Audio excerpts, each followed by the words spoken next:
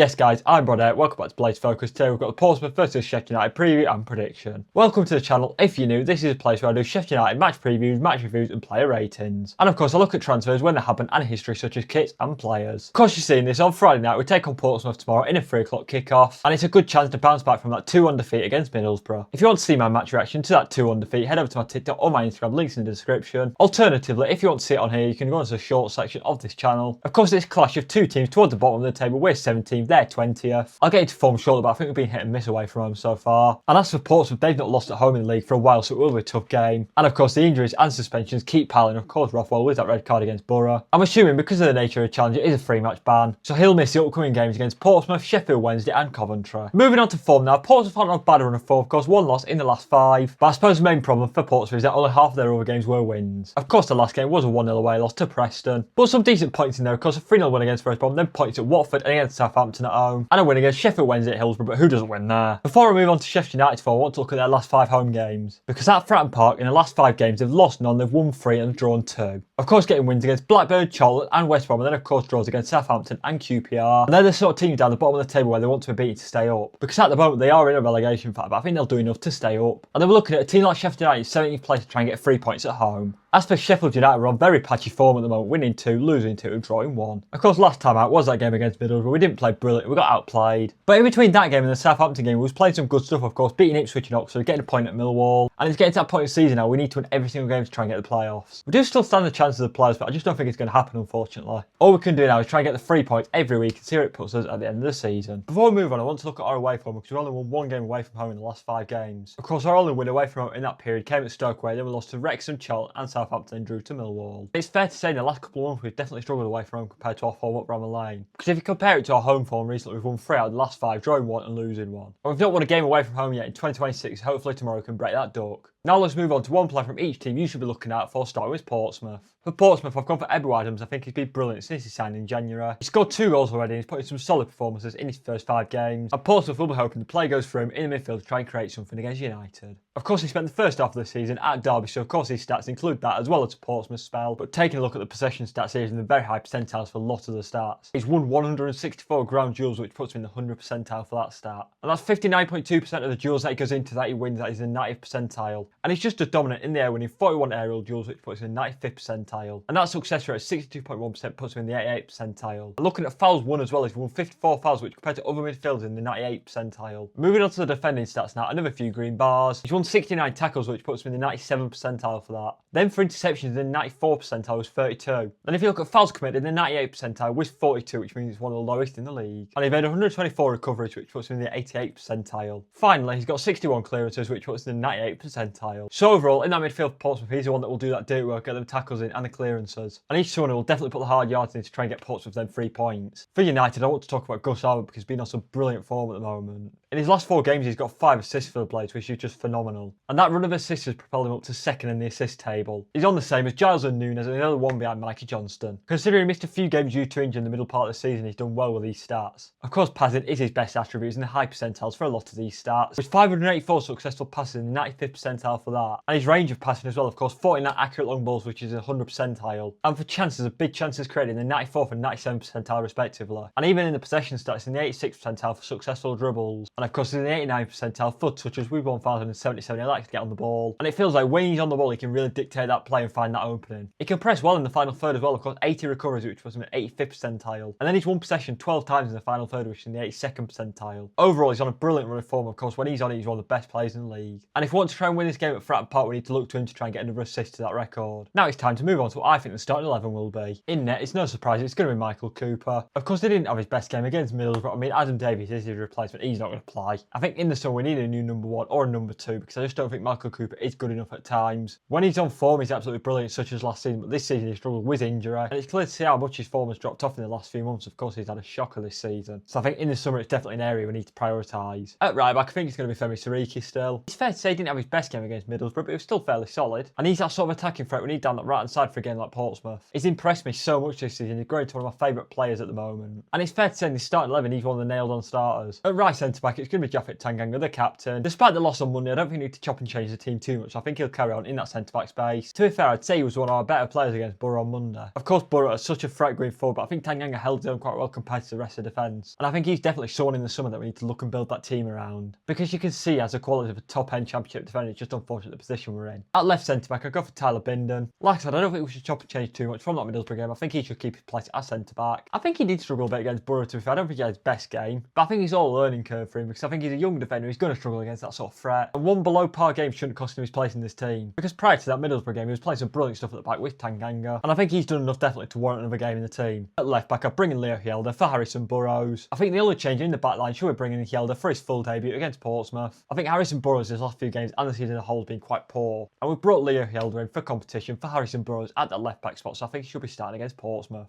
He's made a couple of sub appearances so far. He's looked fairly solid, to be fair, nothing too wrong. And I think after that game against Borough, where Borough struggled, I think we should definitely look to bring him in. For the first midfielder, I think Sidney Peck will keep his place. He did struggle a bit against Borough, to be fair, but I think it was just more of an off game. And due to injuries and suspension, we're not exactly blessed with midfield options at the moment. There's probably about 4 names to pick for this midfield, but I've gone for Peck and the other midfielder. Of course, when Peck's on it, he's quality in that midfield. And I think this game against Portsmouth at Fratton Park is a perfect chance to bounce back for him. And as the other midfielder, I've gone for Calvin Phillips. I don't think Arblaster will start again. Of course, on Monday, Arblaster struggled against Borough. He got subbed off at half time due to illness. And in general, I think at the moment he's struggling to cope with this level due to his injury. Since he returned from his injury, he's been quite poor. I just don't think he's up to speed. He needs some time with the under-21s. And I think when Calvin Phillips came on in the second half, he was a class above, to be honest. Of course, he played brilliant pass to Gus Harmer for that build-up for the first goal. And he looked quite a solid asset to say he's not played too many minutes this season. He just seems to slot and he looks so comfortable in that midfield. I think out of what we've got at the moment, I think Peck and Phillips are the best partnership. On the right, I think Andre Brooks will carry on in that spot. To say the team's quite poor, he was one of the better players against Middlesbrough. He just looks so good still. He just seems to be getting better and better every week. Of course, he just glides across that pitch sometimes with the ball. And you can see in every game he's growing more and more in confidence to take a man and try and get a shot off. And of course, this season, down the right hand side with Femi's free keeping a real bright spark. So I can't see any reason why he'd drop him. In the 10, I see no reason for Callaway to be dropped. I thought he was decent against Borough, to be fair. He played about 60 minutes. He wasn't awful. And I think especially in a tight away game, he's the sort of quality you want in that midfield, of course, that energy. Because he's brilliant at pressing, especially in the final third. So when they're on the ball more, he can go and get that ball. And although his goals and assists have dropped off in the last few games, he's still looking decent. And like I mentioned, he's so vital to the way we press. On the left, of course, it's going to be Harmer, who I spoke about earlier. I could sit here and talk about Harmer all day. Of course, he's got 5 assists in his last 4 games. He's just incredible. Of course, for the first part of this season, he struggled a bit, but then since he's come back from his injury, he's been absolutely brilliant. Of course, he's got 8 assists, 2 goals this season. And he's definitely getting back into the groove now of what he can do for this team, what he showed last season. And for me, at the minute, he's one of the first names on the team sheet. I think more than anything, it's his passing range that amazes me. He just picks out anyone, anywhere. I mean, the 2 most recent assists are a great example. Of course, that one to Bene in the Oxford game, then the Bamford one in the Borough game. He can just pick them out no problem at all and just make it look so easy. Then finally, up front, I think it will be Patrick Bamford that will play this game. Of course, he returned from injury against Borough. He got his goal to show for it. And I think he was a real threat going forward against Borough, to be fair. Of course, he missed a couple of chances, but they're more half chances, if anything. And of course, now he's on 7 goals in the Championship, 8 goals in all competitions. He's on fire at the minute. And he's definitely been our side in the season. Of course, he's been brilliant since he came in. And of course, with Tyrese Campbell and Tom Cannon a bit out of form at the minute, I think Bamford is the obvious choice. I think especially away from home, it will be quite a tight game, not too much in it. I could definitely see a draw, but I'm going to go for a 2-1 away win. I don't think there were too much that splits these 2 teams, but I think we'll just about get the win. Bamford and Harmer will be on the score sheet. And there we go, guys. That's my full match preview for Portsmouth versus Sheffield United. As always, if you enjoy this sort of content, leave this video a like, subscribe to the channel, and of course, follow the links in my description to go follow my X, my Instagram, and my TikTok. On my TikTok, I post Sheffield United stuff along with other football stuff, so if that's for you, go follow the link. Apologies for no midweek video last week. I'm going to try and get one up this week, so I'll see you guys in the next one.